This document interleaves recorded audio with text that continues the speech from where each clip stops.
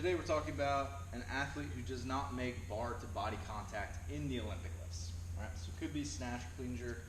To clear things up, I'm talking about any sort of strength work, heavy singles, percentage work, or anytime you're doing singles basically in a Metcon. There are a few times, again, these are the outliers where you're not going to be making any sort of body contact at all, right?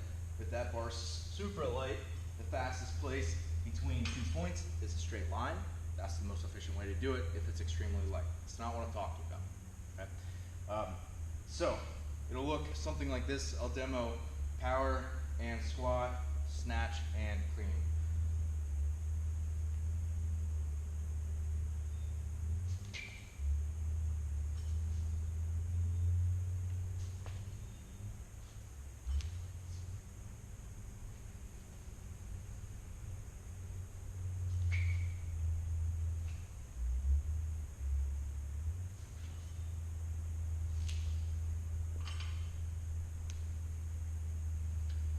So you can see basically what I'm doing is I'm getting to a position where I can use my back and my hips, but not really make contact. I'm skipping over that power position completely and just kind of catapulting that weight up to the next position, whether that's front rack or overhead, right? So oftentimes, this is typically an athlete who has a decently strong pull, right? Where they can kind of get away with skipping those positions, right? Or their weights of lifting aren't that heavy. So neither one of those, we basically need to be able to slow that athlete down so they can actually learn the positions again, be able to find that power position, and then start to add layers back in, right? So some of the things that I really like to do are just like slow pulls, right? Where they have a tempo, they have to feel that bar all the way up to their hip before they actually can lift, right? A lot of position work, a lot of empty barbell work. However, it would be a mistake if you took out strength work completely, right? Strength's typically the limiter in weightlifting, right? Even though technique is a huge part of it, strength's usually the limiter, especially long term, right?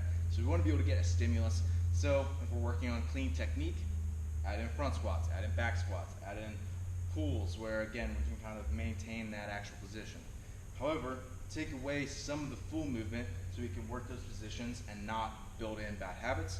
Once they go away, we slowly start to increase that weight, make sure that catapult technique doesn't come back, where we finally get to lower percentage work, slowly build it back up over time, back to the regular lifts, and then that technique goes away. It takes time, it takes dedication, it's gonna take practice. Temporarily, you're gonna probably take a step back to get some perspective to go a different direction, right? But that's what I would recommend for an athlete who's struggling with this particular symptom. It's called the catapult technique. Essentially, they're not touching the bar to their hips, not getting into that power position where they can actually lift the bar with their hips. So good luck with it. If you've got any questions, let me know in the comments below. Head over to ZOARfitness.com for more on cycling snatches.